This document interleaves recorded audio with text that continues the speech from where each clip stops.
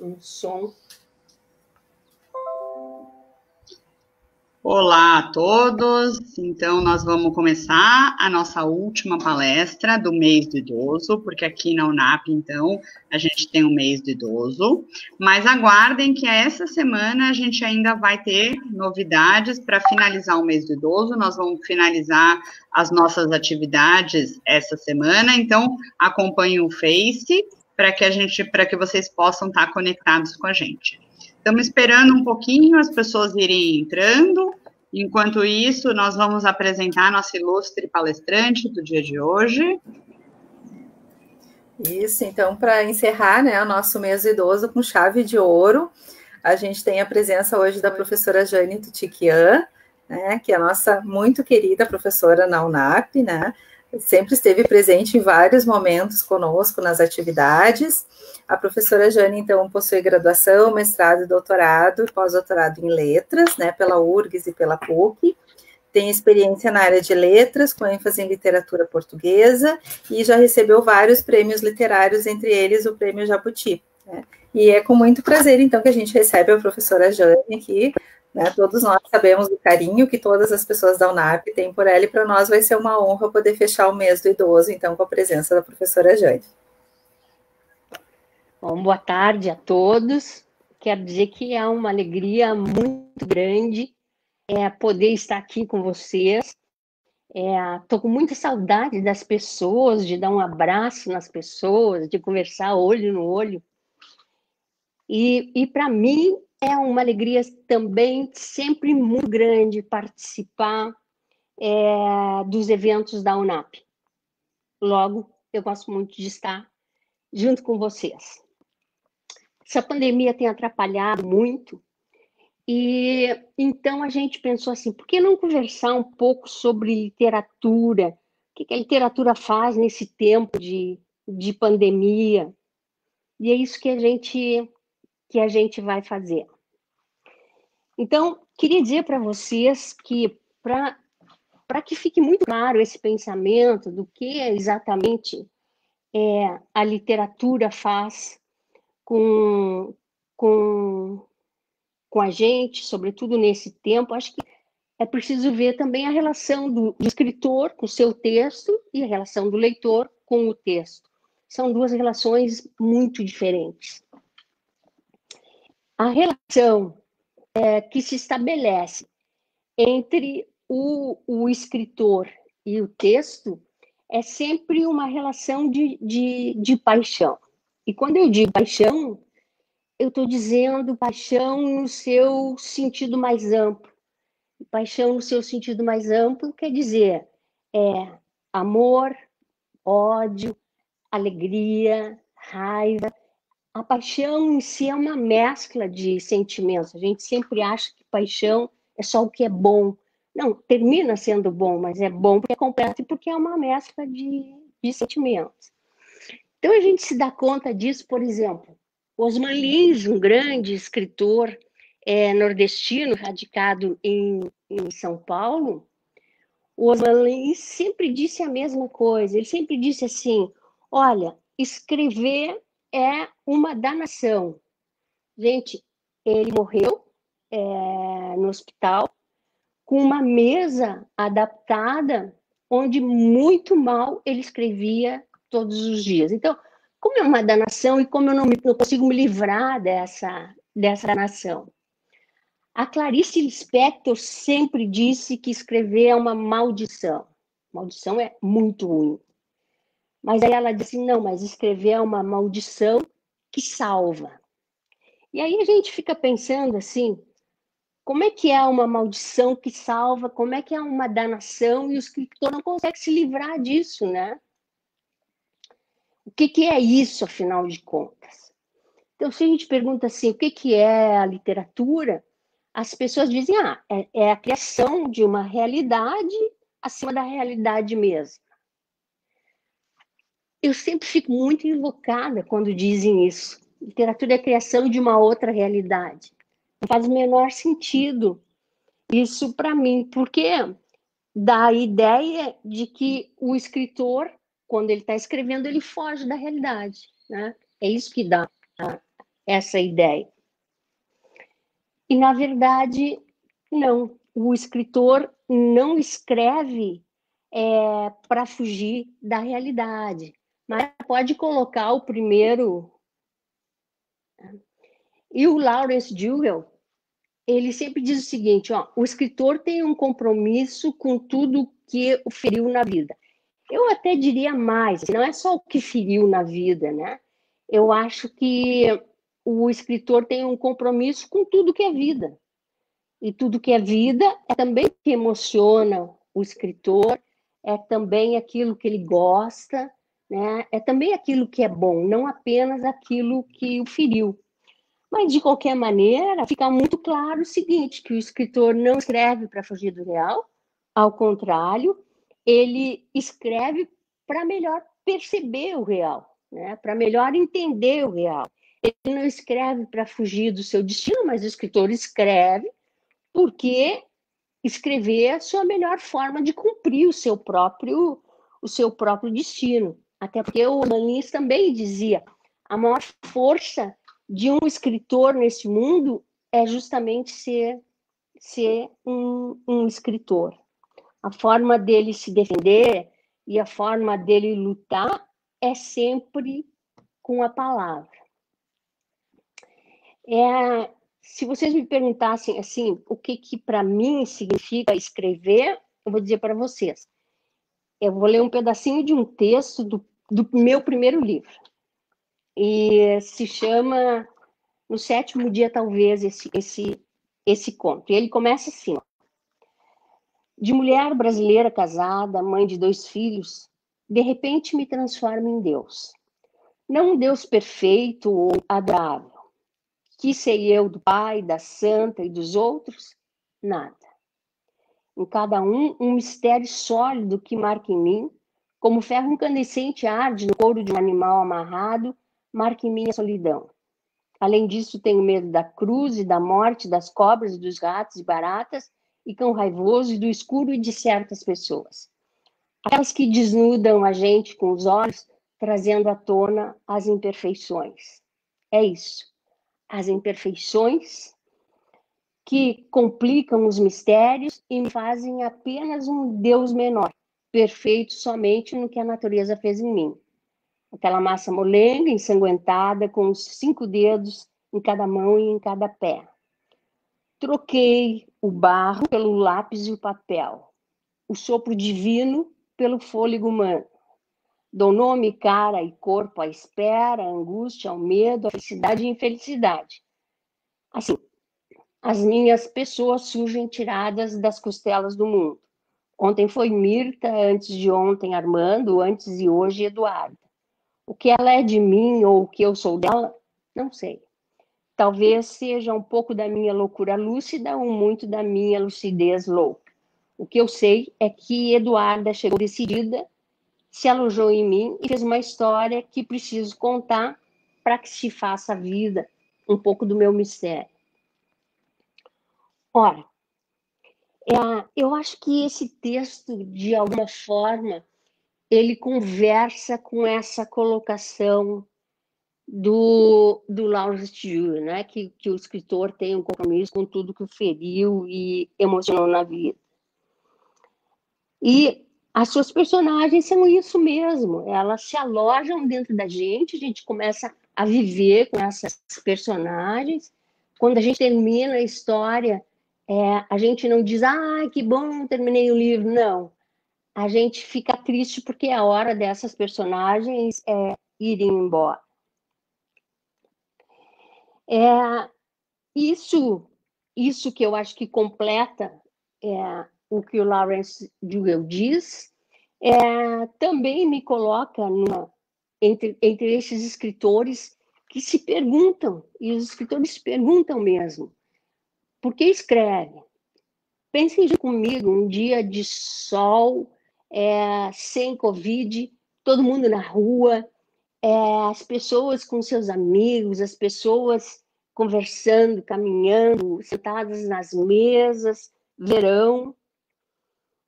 O que faz um escritor ficar vivendo de mentira na frente do seu computador, ou de uma folha em branco, enquanto os outros lá fora vivem de verdade. Uma das respostas de que eu gosto muito é da Catherine Mansfield. Pode passar, Mayra. Essa, para mim, é a maior contista da história da literatura. E ela diz assim, não sei por que a gente escreve, acha que é tudo o que importa. E realmente são assim os escritores. Para eles, o mais importante de tudo que eles fazem justamente é escrever. Por que é escrever? Porque escrever certamente é a melhor forma que um escritor tem para estar junto com as pessoas, para estar junto com seus semelhantes. Eu tenho pensado nisso e aí eu me dou conta assim, do fascínio que é a palavra escrita para quem escreve. Né? Eu não conheço nenhum escritor que não tenha um frio no estômago na hora de começar um texto, porque se estabelece entre ele e o texto que ele está escrevendo, ou que ele vai escrever, uma cumplicidade muito grande. E com essa cumplicidade, ele vai transformar a palavra, né? Mas, ao mesmo tempo, a palavra vai transformar esse escritor. Eu tenho um livrinho que se chama Um Time Muito Especial. E no Time Muito Especial, um dos personagens diz assim, as palavras são magias rápidas, instantâneas, pontes, mesmo quando dizem o contrário do que elas querem dizer. E, de fato, elas são uma espécie de magia instantânea. Vocês já pensaram assim, conversar com alguém, né? E contar alguma coisa, por mais simples que seja isso, como isso é mágico, chegar no outro, como isso é mágico, e que força que carregam essas palavras. E aí, pode passar? Essa é a frase que eu disse, pode passar? E aí, o Érico Veríssimo, no Prisioneiro, ele diz o seguinte, de acordo, né? Mas devemos defender-nos de toda palavra, toda linguagem que nos desfigure o mundo, que nos separe das criaturas humanas e que nos afaste das raízes da vida. É exatamente isso. De que adianta uma palavra que nos separa dos outros? Não leva absolutamente a nada. E o escritor, ele pode fazer o que ele quiser com o texto, ele pode desordenar as frases, ele pode remontar uma frase, ele pode alterar o pensamento, porque assim, a palavra é o grande instrumento de trabalho da pessoa que escreve. A maioria das pessoas acham que é a máquina, que é o lápis, ou sei lá, o lugar onde ela escreve. Não, o grande instrumento realmente é a palavra, né? Então, eu também fico pensando que a gente pode transformar o que quiser, né? Mas dentro de tudo isso que a gente possa fazer em termos de transformação, o texto, qualquer texto, seja para que idade for, o texto está sempre amarrado ao humano. E é por isso que, não raras vezes, se diz que a literatura se confunde com a vida. E algumas vezes até antecipa a própria vida, como é o caso da pandemia, e eu já vou chegar lá. Bom, por que se confunde com a vida? Porque os escritores colocam todos os seus sentimentos naquilo que eles escrevem, as suas verdades mais íntimas, não necessariamente vivido, ou seja, ele não tem que ter vivido biograficamente aquilo que ele escreve, mas de alguma maneira ele viveu, porque aquilo que ele escreve passou foi filtrado pela sua sensibilidade. Quando é filtrado pela sua sensibilidade, é como se ele tivesse vivido. Então, a gente também não pode esquecer que a nossa história, a minha história, a história de vocês, é a história de todas as pessoas que existiram antes de nós. Nós começamos lá do zero, né? Todas as conquistas, por exemplo, da mulher, são conquistas que já vêm lá do século XIX e que vem sendo perseguida. Então, nós somos todas as mulheres que vieram antes de nós, cada homem é todos os homens que vieram também antes dele. Então, assim, se eu pensar nessa mulher que eu li para vocês, o textinho, nessa mulher brasileira, casada, mãe de 2 filhos, isso é só a presença, ou isso é só o presente da trajetória das mulheres do passado, desde o princípio, né? Desde da folha de parreira até o colocar fogo no sutiã. Naquela época, quando colocaram fogo no sutiã, foi década de 70, não chamava sutiã, né? Chamava corpinho. Pois bem, então nós trazemos conosco os próprios mitos que a humanidade foi criando. Mas eu também penso assim, ó, se a condição feminina me ajuda a escrever o que eu escrevo, eu não escrevo porque eu sou mulher. Entende? Não é o fato de ser mulher que me faz escritora. O que me faz escritora é o fato de eu ser um ser humano. Simplesmente isso. Se vocês quiserem, acho que a melhor escritora brasileira de todos os tempos é Clarice Lispector. E ela é a dona do texto mais feminino na literatura brasileira. Ela tem uma profundidade que as pessoas confundem com hermetismo, como se ninguém pudesse entendê-la, o que não é verdade. Mas ela mostra que a arte e que a literatura vai além. Ela revela o profundo conhecimento do ser humano. Um dos livros que eu mais amo da Clarice se chama Água Viva. Vou mostrar o final para vocês. Pode? Olhem que coisa mais linda que é esse final. A história é de uma mulher que é pintora e que ela escreve falando sobre a separação, sobre o próprio sentimento amoroso. Olha que lindo. E ela diz assim: e eis que depois de uma tarde de quem sou eu, e de acordar à 1 da madrugada, ainda em desespero, eis que às 3 horas da madrugada acordei e me encontrei.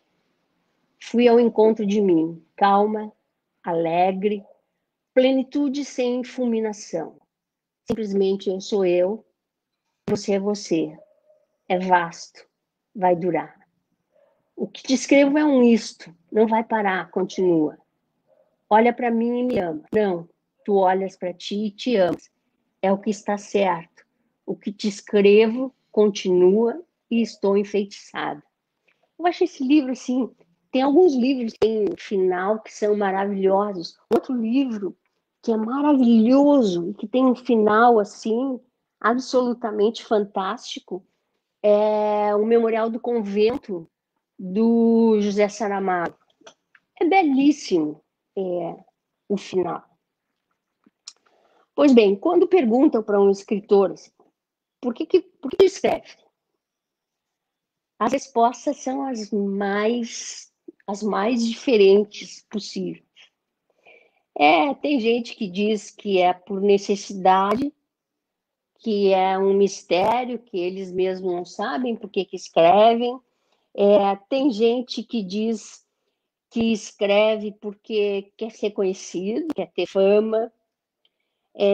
Tem gente que diz que escreve porque quer ser amado.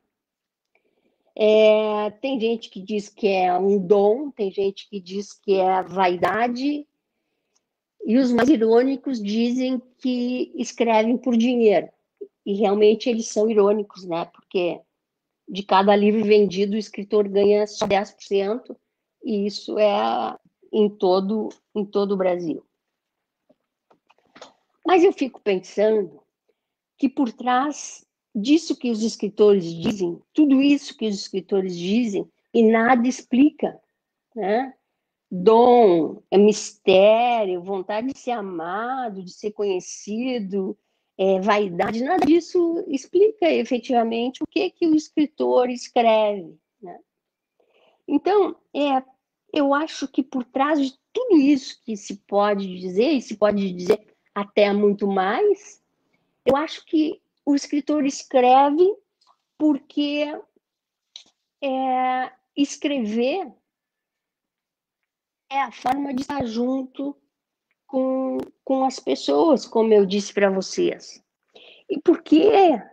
Porque estar junto com as pessoas.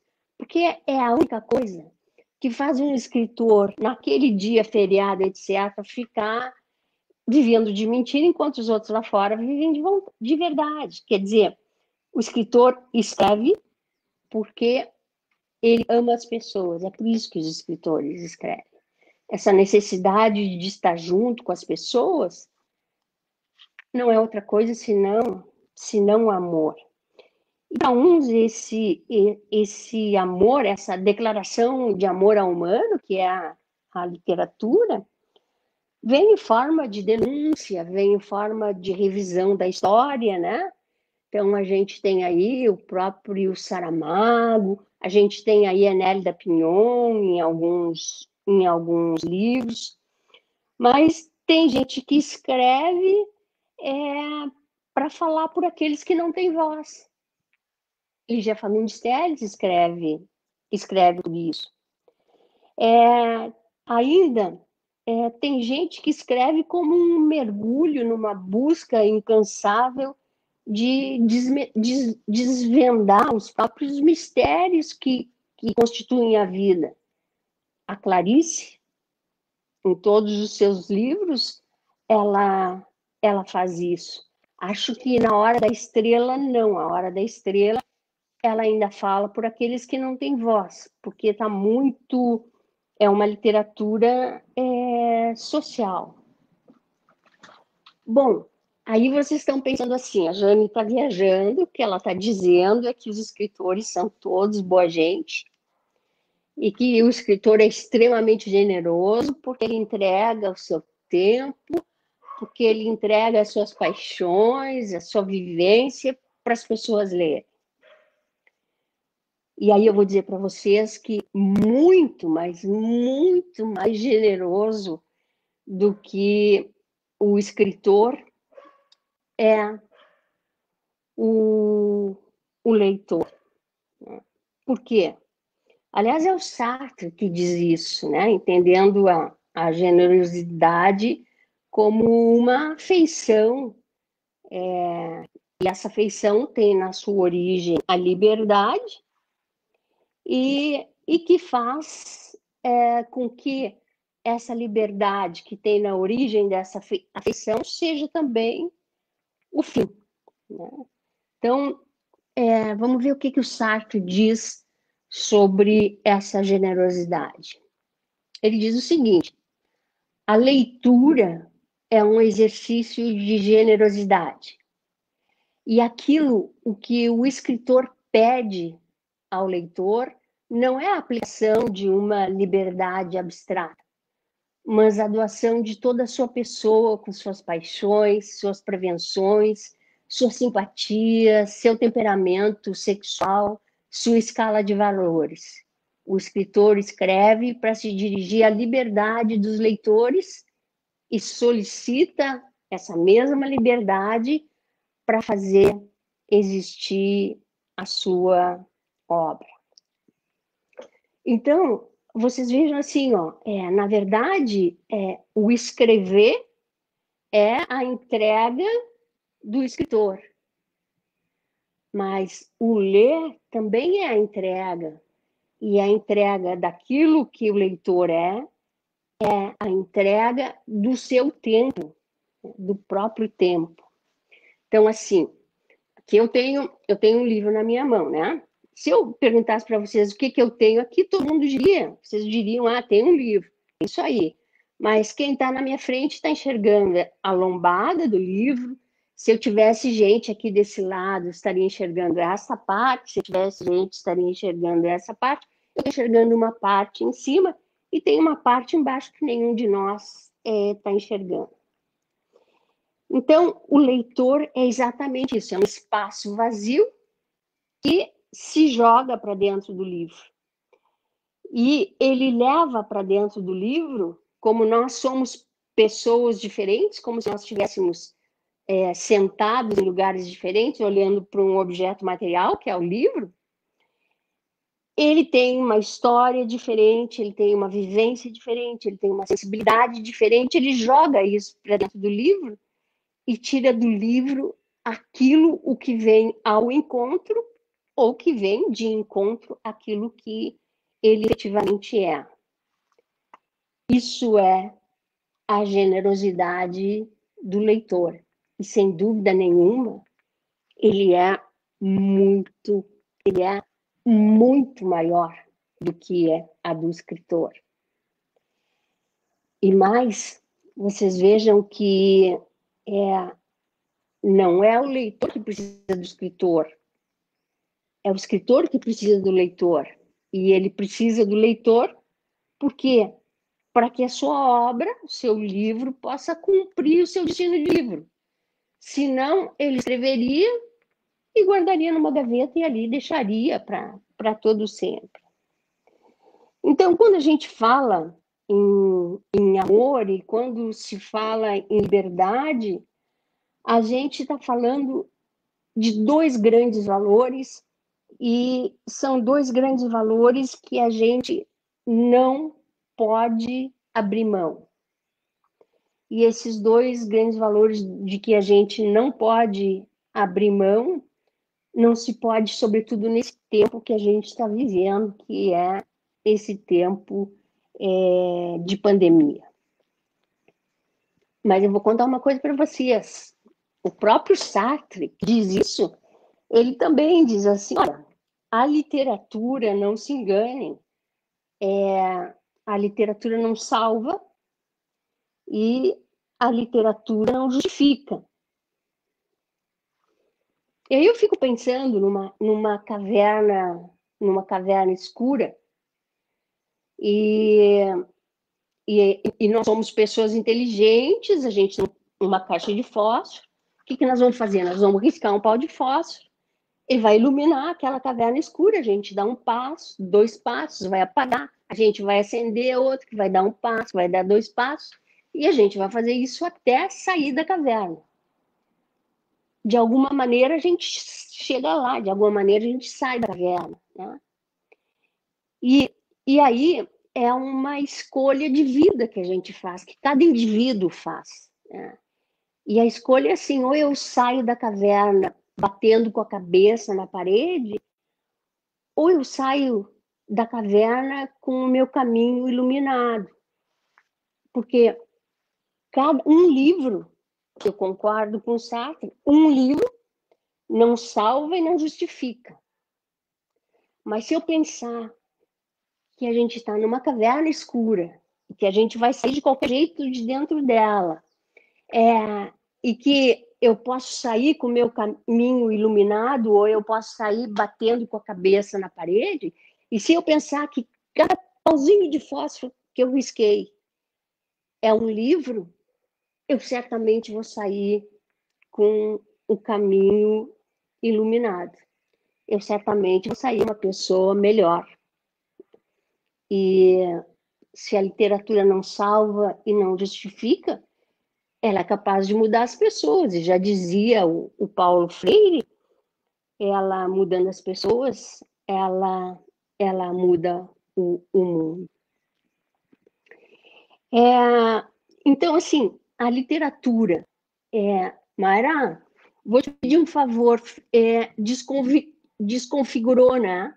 Então, eu vou falando aqui um pouco e tu configura para mim. Eu acho que foi só esse que desconfigurou o do Todorov. Bom, ainda há pouco tempo, um escritor chamado Luiz Rufato, e ele está sempre em Porto Alegre, na Feira do Livro, né? E ele diz assim, olha, a literatura não nos consola e a literatura não nos serve de lição para nada. Porém, por meio das histórias, a gente se vê igual ao outro, no que diz respeito a dramas, tragédias, né, que também são nossos dramas e que também são nossas tragédias. Eu acho muito engraçado isso, é uma necessidade tão grande de falar do negativo, quando a literatura não fala do negativo. A literatura fala do positivo, sempre. Então, o que se diz é que, nesse momento em que a gente está pensando na nossa sobrevivência, em que nós estamos pensando em como nos cuidar ao máximo por causa da Covid, nesse momento em que a gente está se vendo não mais como um indivíduo, mas que a gente está olhando o mundo todos os dias na televisão, a gente está se olhando como espécie. Ainda hoje eu vi 150 mil brasileiros morreram. Se pegar todas as regiões do mundo, imagina, eu não tenho esse número aqui, mas é uma coisa brutal, né? A literatura tem que nos proporcionar prazer. A reflexão é óbvio que ela vai nos proporcionar. Mas leitura é prazer, leitura não é aprendizado, leitura é prazer. O aprendizado ele vem junto, a reflexão ela vem junta, mas leitura é prazer. E, evidentemente, que vai nos possibilitar pensar sobre algumas coisas e, eventualmente, inclusive, sobre a própria pandemia. E aí eu tenho visto, eu não sei se vocês têm acompanhado, uma coisa que eu acho horrível, escritores, críticos têm colocado uma lista de livros para a gente ler sobre pandemia. Esses livros para a gente ler sobre pandemia, eles normalmente vão ter lá o seu final que vai nos ajudar. Mas eu também me pergunto por que tem tanta coisa boa, tem tanto livro maravilhoso para nos tirar da pandemia, por que a gente tem que ler justamente sobre essa crise que a gente está vivendo, essa crise de saúde que a gente está vivendo. Mas, de qualquer maneira, por exemplo, um livro que eles indicam muito é A Peste, do Albert Camus. A Peste foi um best-seller, né? E foi um best-seller em todo o mundo quando foi escrito. E a história lá se passa na década de 40 e se passa em torno de uma pequena cidade que se chama Oran, é uma cidade francesa, é uma cidade da Argélia, que era colônia francesa, e que ela é atingida por uma epidemia que vai dizimando a população. Um outro livro que eu tenho visto que tem sido recomendado é o Ensaio sobre a Cegueira, do José Saramago. Ensaio sobre a Cegueira é um belo livro, né? Mas, do meu ponto de vista, não é um livro para se ler agora, né? Os habitantes de uma cidade, eles são tomados, todos os habitantes, uma mulher apenas fica enxergando, todos eles são tomados por uma espécie de cegueira branca. O que ele constrói, isso é uma alusão que o Saramago faz em relação à sociedade de consumo que nós vivemos, né? Essa sociedade que terminou gerando tanta alienação e um consumo até descontrolado. Eu não sei de vocês, mas provavelmente vocês devam estar na mesma situação que eu. Desde que a gente se recolheu, e nós nos recolhemos na universidade em março, eu não comprei nenhuma roupa, eu não comprei nenhum sapato, eu não comprei absolutamente nada, eu tenho comprado comida. E eu me dou conta, assim, que, sabe, eu podia estar em qualquer lugar com a roupa que eu tô, né? Mas se eventualmente eu tivesse trabalhando, eu tivesse fora, eu teria shoppings abertos, aquelas vitrines, eu teria certamente consumido. Então, assim, ó, eu guardei mais dinheiro do que em qualquer outra época da minha vida. O que isso me mostra? Isso me mostra que eu gasto mais do que eu preciso gastar. E me mostra até que eu poderia fazer muitas coisas boas, inclusive, assim, para ajudar outras pessoas, se eu não gastasse tanto. Então, é isso que o Saramago procura mostrar, né? Ele faz uma grande alegoria da nossa sociedade absolutamente consumista a partir de um ditado que nós todos conhecemos: o pior cego é aquele que não quer ver. E o terceiro livro que as pessoas têm indicado é Amor em Tempo de Cólera. É interessante que esses 3 livros têm filme, né? Tem o filme A Peste, tem o filme Ensaio sobre a Cegueira, que inclusive teve um diretor brasileiro, e o filme do Amor em Tempos de Cólera, do Gabriel Garcia Marques. Bom, essa obra, na verdade, ela explora o amor entre um casal, o Florentino e a Firmina, e nesse tempo, assim, eles, embora pouco tenham se encontrado, embora houvesse o amor, surge uma terceira pessoa e se forma um triângulo que é com o médico, o Juvenal. E ele conhece a moça justamente no momento, a Firmina, né, justamente no momento em que ela tinha suspeita de cólera, que era uma doença naquela época que também foi considerada uma verdadeira praga. De qualquer maneira, assim, se eu penso na peste, se eu penso no Ensaio sobre a Cegueira, ou se eu penso no Amor em Tempo de Cólera, eu ainda prefiro o amor nos tempos do cólera. Por quê? Porque nele o enredo não é a epidemia. Nele o enredo ele é em torno do amor e, sobretudo, mostra que o verdadeiro amor é aquele que sabe esperar, independente do tempo.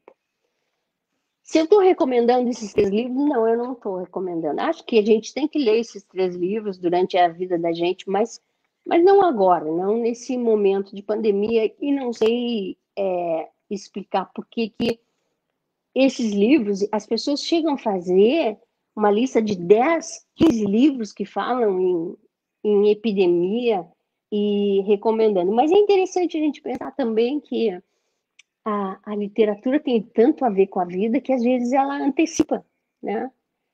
Vocês vejam, a literatura antecipou essa pandemia, né? Ou através de uma vivência semelhante. Os psicólogos, por sua vez, têm dito que a literatura, ou a leitura, ou os livros, são, assim, ó, poderosos, realmente poderosos aliados da nossa saúde mental e da nossa felicidade. Então, por quê?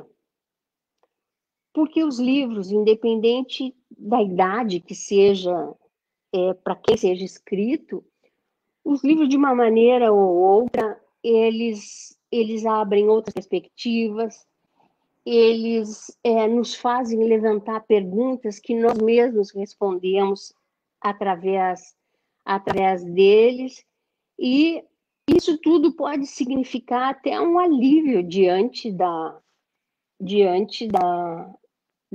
pandemia, né? E, além disso, a leitura faz com que o leitor perceba que ele não está sozinho. Quando ele começa a ler, ele deixa de ser uma pessoa só, porque ele entra no mundo ficcional, né? Então, de uma certa forma, talvez esses 3 livros que eu falei, as pessoas indiquem para que os outros, para que nós saibamos que, mesmo na adversidade, a gente não está sozinho. Mas tem muito livro maravilhoso para se ler. Tem muito livro muito, muito bom para a gente ler. Tem narrativa, tem poesia, tem crônica, tem muita coisa para a gente ler. E hoje a gente tem uma vantagem, que a vantagem é que a gente pode comprar online e entregam na porta da gente, né? Então, na Amazon, se compra e eles entregam na porta da gente. Uma das coisas que mais me chama atenção é que, assim, o século XX, que nós todos vivemos, foi um século, se a gente pensa assim, desde o início, foi um século em que tudo foi grande, né? Grandes guerras, grandes retrocessos, grandes avanços, grandes doenças, grandes curas, grandes riquezas, grandes misérias, né? E quando tudo é muito grande, esse grande termina sendo relativizado. Mas este século que a gente está vivendo agora é um século que nos inspira, a nós que já não somos mais crianças, nos inspira uma responsabilidade muito grande. Em 99, eu estava assistindo o Michel Serres, e ele dizia o seguinte, é um programa chamado Roda Viva, que eu acho que no Google vocês acham. E ele dizia assim, olha, o século, isso foi em 99, e ele disse, olha, o próximo século, século XXI, vai ser um século em que as ciências duras vão dominar o mundo. E mais ainda, vai ser um século de perda do humanismo. O que quer dizer isso? É que a gente vai ficar tão ligado na própria tecnologia que a gente vai terminar esquecendo as relações de proximidade, as relações autênticas, né? Olho no olho, um abraço. Tem coisa melhor do que um grande abraço quando a gente não vê uma pessoa há muito tempo? Quando terminar a pandemia, vocês me convidem de novo, Adriane e Mayra, porque eu quero estar com vocês e quero dar um grande abraço em todos. Então, assim, eu não preciso nem pensar num exemplo para dar para vocês. Lembrem de antes da pandemia, a gente está num restaurante e tem a mãe, o pai e 2 filhos. Os quatro estão com o seu celular mandando uma mensagem. A gente vai esquecendo até a coisa mais simples, a coisa mais humana que tem, que é a fala, né? Nos comunicarmos através da fala. E este século XXI é um século difícil por causa disso. Teve há tempo atrás, o Todorov, grande filósofo francês, e ele tem um livro que eu recomendo para vocês, Só a Beleza Salvará o Mundo. E ele diz assim: habitantes do século XXI, somos confrontados a dificuldades que a humanidade não teve que resolver no passado. Nós somos levados a caminhar fora das trilhas já demarcadas. Não surpreende que, com frequência, venhamos a errar, mas a nossa busca é legítima.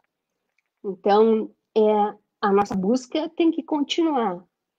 E a nossa busca tem que ser uma busca de defesa dos valores humanos, do próprio humanismo. E isso é papel da própria literatura. Pode passar, Noia? Vejam o que ele diz. Hoje, se me pergunto por que amo a literatura, a resposta que me vem espontaneamente à cabeça é porque ela me ajuda a viver. Gente, é isso?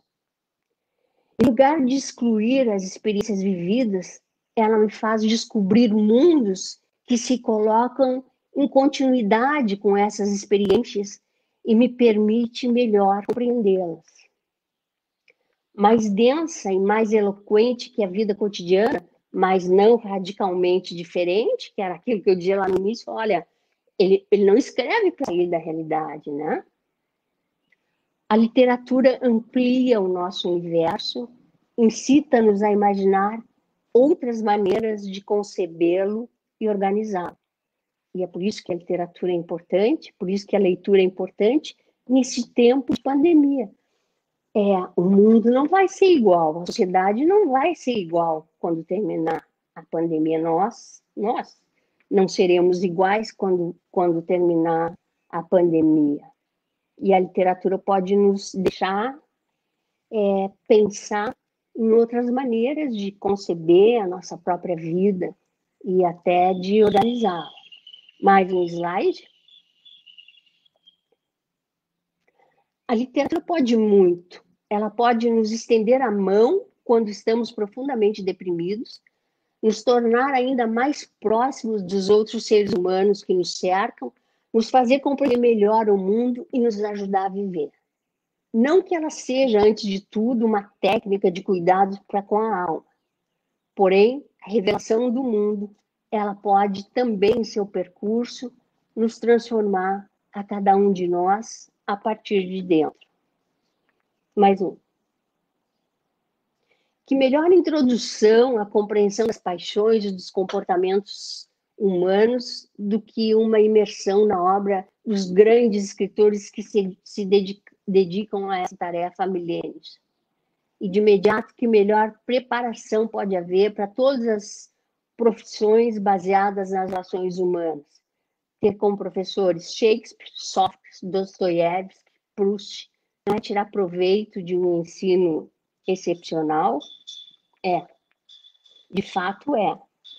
É que, em qualquer caso, a literatura é resistência daquilo que essencialmente nós somos, mas também é ponte, também é elo, também é troca e, sobretudo, é um compartilhar de existência. Um compartilhar que significa o que mais nós queremos na pandemia.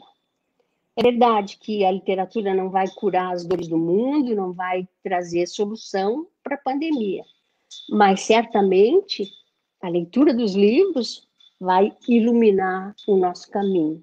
E não importa que nós sejamos crianças, que nós sejamos adolescentes, adultos, velhos, a literatura sempre vai iluminar os nossos caminhos. Era o que eu queria dizer para vocês e eu fico inteiramente à disposição. Obrigada pela atenção, gente. Obrigada, professora Jane, excelente, como sempre, né? A Mayra até estava colocando, as pessoas não estão colocando muitas perguntas hoje, mais elogios. Eu disse que a gente fica hipnotizada com a professora Jane falando que a gente nem lembra das perguntas. Mas realmente é a leitura, é a literatura que hipnotiza, né? É o amor pela literatura que hipnotiza. Então, nós vamos ler algumas perguntas agora, né? Muito inspiradora a fala, né? Que eu e a Adri, a gente estava conversando agora. Que lindas palavras, né? Poder escutar numa tarde de hoje e pensar, né? Nesse momento de pandemia que a gente está vivendo, como a leitura nos ajuda. E as pessoas foram escrevendo justo isso, né? Que o livro é um bom amigo, que o livro né, que nos tira de lugares e nos leva para viajar, mesmo quando a gente não pode sair desse local. Exatamente. A Sônia Figueiredo fez a primeira pergunta, que ela nos perguntou se não fica muito pesado para o escritor esse peso que ele tem de dar opiniões, de representar esse papel na sociedade. Como que é para o escritor esse papel? Tu sabe que, assim, é uma coisa muito interessante. O maior barato do escritor é quando ele está escrevendo. Quando ele está escrevendo, ele se emociona, ele chora, ele ri, ele vive intensamente a sua personagem. Então, nesse sentido, não tem um pensamento prévio, assim, eu vou escrever isso para chegar em tal leitor, para pegar essa situação. Não, ele escreve, ponto. Né? O resto é o que a sociedade faz com o escritor, né? Mas se eu pensar que eu escrevo porque é a minha melhor forma de estar junto com as pessoas, certamente não vai me pesar estar junto com as pessoas e discutir com elas esses assuntos, tudo isso que, afinal de contas, se chama vida. Sem esquecer que a relação do escritor com o seu texto é de paixão. E paixão é uma mescla de sentimentos extremamente profundos, né? Eu me odeio porque eu escrevi isso. Daí, sei lá, depois de um ano eu abro o livro e leio, pá, mas que legal, o que será que eu estava pensando quando eu escrevi isso? Isso é a paixão. Professora Jane Alzira está perguntando se a professora Jane vai estar presente na Feira do Livro virtual. E aí eu já aproveito para fazer uma outra pergunta: quais são as suas expectativas para essa Feira do Livro virtual? Já que a senhora foi patrona da 57ª e era um espaço onde, né, havia muita troca na Praça da Alfândega, e agora esse ano só presencial. Tu sabe que, assim, um dos momentos mais importantes da minha vida foi quando eu fui patrona da Feira do Livro. Eu saía de lá às 10 horas da noite, no outro dia eu pensava, não vou conseguir ir na feira, eu estou exausta, e a feira foi de 14 dias. Eu estou exausta, não conseguia, botava o pé na feira e pronto, passava tudo. Né? Então, a feira presencial, ela é insubstituível. Não tem nada. Eu só vou contar uma historinha para vocês. No meu primeiro dia de patronato, que as pessoas vinham, abraçavam, né? Pessoas que eu não via há muito tempo. E isso é um barato, é uma coisa maravilhosa, uma coisa de muita afetividade, né? E aí veio uma menina de rua, bem sujinha, me deu um abraço, me beijou. E a partir daquele dia, todos os dias ela me procurava na feira e me dava alguma coisa dela. Então, assim, teve um dia que ela me deu um iogurte quente. Era um calor do cão e o iogurte quente. E eu pensei, e agora? E ela disse, toma. Bom, tomei, né? Teve um dia que ela me trouxe um desenho, um dia ela me trouxe um recorte de jornal. Teve um dia que ela trouxe um bombom, que ela deve ter passado o dia inteiro com um bombom na mão para me dar, porque era uma meleca só. Dividi com ela, nós comemos.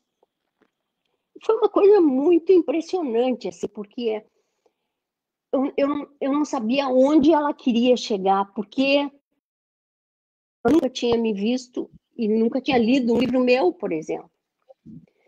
No último dia de feira é muito bonito, porque saem todos da última barraca cantando, ai, ai, ai, ai, tá chegando a hora.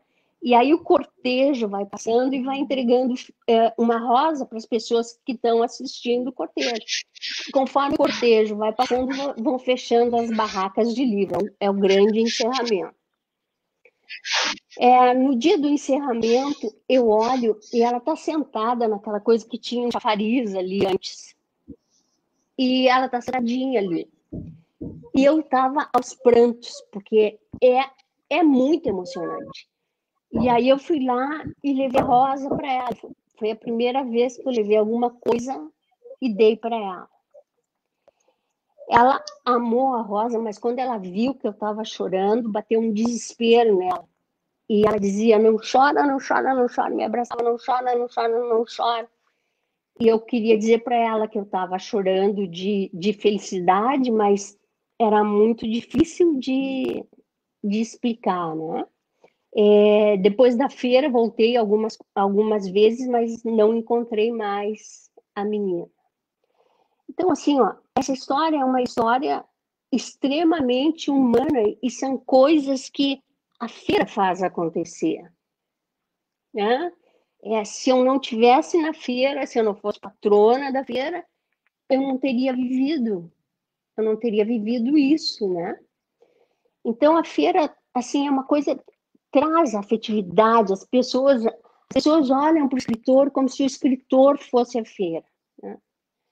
Eu estava um dia dando uma palestra e uma senhora levantou, uma senhora bem idosa, levantou e me disse assim, Jane, eu te adoro.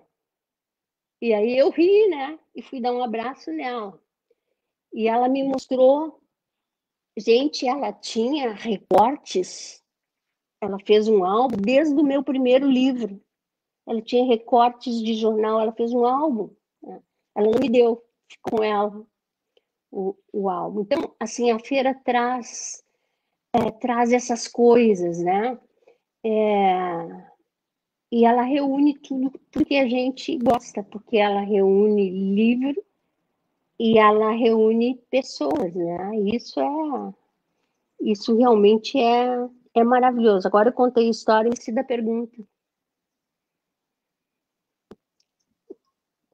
Era sobre a sua presença na Feira do Livro Virtual.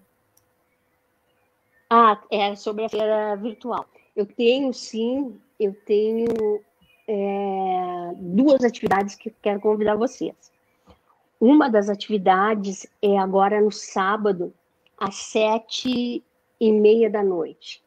Eu vou fazer uma conversa com uma das grandes escritoras portuguesas do momento, que é a Inês Pedrosa.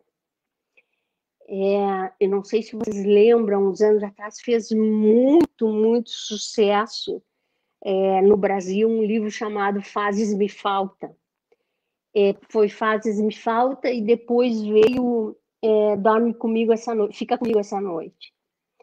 É uma grande escritora, é uma pessoa muito inteligente, muito articulada, eu acho que vai ser um encontro muito bom. Além do que, eu penso que a literatura portuguesa hoje é a literatura de ponta na Europa. E tem um sarau, e este sarau, eu creio, a gente vai para a 5ª edição do sarau, e que é muito legal, é muito divertido, é uma interação todo o tempo com as pessoas, e assim participa a Loma, cantora, participa a Didi no teclado, participa a Vika, que é atriz, fazendo a leitura dramática dos textos, e como escritoras, a Cíntia, eu, a Cláudia Tages, que esse ano não vem, e aí vai ser a Paula Tagman. e a coordenação da fala toda é da Marcivan. Mas é realmente alguma coisa muito legal, isso é no dia 10. Tá? Então, já fica o convite para todos. Acho que a feira vai perder sendo uma feira virtual. Não tenho a menor dúvida, né? E por que a feira vai perder? A feira vai perder porque a praça talvez seja o lugar mais democrático que eu conheço. Todas as tribos passam na praça, né? E a gente vai perder isso. A gente vai perder o encontro com as pessoas, a gente vai perder o encontro com os alunos de escola pública, a gente vai perder a pipoca, a gente vai perder o churros, né? A gente vai perder os autógrafos. Então, a gente vai perder muita coisa com essa feira. Mas, de uma certa forma, a gente também tem que pensar que nós vamos ganhar muito no sentido de que a feira vai ter uma programação muito boa, muito intensa, e o mundo vai participar. Por que o mundo vai participar? Porque agora não é caro. Né? A gente não vai trazer Inês Pedrosa, ela vai estar lá. Uma das conferências de abertura vai ser com a Isabel Allende. Eu acho que ninguém pode perder, né? Então, vai ter muita coisa boa nessa feira. A gente perde de um lado, a gente ganha de outro lado, mas o importante é que a feira saia. Vamos então para a nossa última pergunta. Várias pessoas falaram da história da menina que daria um livro. E aí eu queria saber como que é esse seu processo criativo, da onde saem essas ideias, como que funciona esse seu processo de escrita. Tu sabe que assim, ó, cada escritor tem um processo de escrita, né? Eu tenho um amigo que tem insônia. Então ele acorda de madrugada, ele conversa, ele com o gravador, e no outro dia ele vê o que sobrou, o que ele pode aproveitar. A Patrícia Bins tinha um processo muito interessante. Ela sentava, na época era na máquina, né? Ela sentava na frente da máquina e começava a escrever palavras soltas, sabe? A primeira palavra que vinha, aí uma palavra puxava a outra palavra, e de repente ela tinha uma frase, e de repente ela tinha um texto. A Clarice Lispector escreveu todo o tempo. Então, assim, se ela estava num restaurante, ela escrevia no guardanapo. Se ela estava no cinema, ela escrevia atrás da caixa de fósforo, porque fumava enlouquecidamente. Se ela estava no banheiro, ela escrevia no papel higiênico, limpo. Isso tudo que ela escrevia, ela jogava dentro de uma gaveta. Olhem que coisa louca.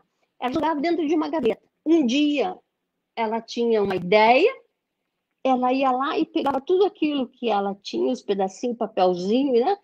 E juntava como se fosse um quebra-cabeça. E dali saía o seu texto ou o seu livro. Isso é tão absolutamente fantástico que quando ela morreu, em 77, a Olga Borelli, que era a secretária dela, foi lá na gaveta, juntou todos os pedacinhos e publicou o livro póstumo da Clarice, que se chama Pulsações. O meu processo é um processo mais simples que tem, a grande maioria dos escritores é isso que acontece. O escritor presta muito atenção em tudo, assim, nas pessoas, no movimento, porque presta, entende? E assim, aquelas coisas que de alguma maneira tocam, a que feriu ou a que emocionou, que me tocam, elas ficam guardadas dentro de mim sem que eu saiba que vá um dia usar. E aí um dia eu tenho uma ideia, eu sempre começo com a personagem, surge um personagem para mim, e quando eu começo a escrever, vem aquilo tudo que estava guardado termina vindo. Talvez a única diferença que eu tenha é que eu só sei começar a escrever quando eu tenho a última frase, que nunca vai ser o raio da última frase do texto pronto. Mas eu posso a história inteira. Se eu não souber como é que vai terminar, eu não consigo sentar para escrever. E quando eu escrevo, assim, o meu grande barato também enquanto eu estou escrevendo, eu me emociono, eu choro, eu rio, eu converso um monte com as minhas personagens. Esse é o meu processo, mas é o processo mais comum. Muito interessante escutar esse outro lado, né? Porque a gente, como leitor, a gente vê o livro, a gente vê a capa, pensando como que essa capa surgiu junto com a história, né? É muito interessante. Então, em nome da UNAP, a gente já está indo para 1 hora de live. Mais de 55 pessoas nos assistiram. Essas lives, elas ficam no Facebook da UNAP. Então, para quem quiser assistir depois. Professora Jane, a gente agradece muito a sua palestra, tá com a gente. Já anotamos na agenda o nosso próximo encontro presencial, quando for, tá convidada. É isso aí. Muito obrigada. Gente, obrigada para quem esteve com a gente. Gente, muito obrigada às pessoas que participaram. Muito obrigada, Mayra, muito obrigada, Adriane. É sempre muito bom estar junto com vocês. Eu sou uma admiradora incansável do trabalho de vocês, e vocês sabem disso, né? Então, quero desejar a vocês sucesso sempre.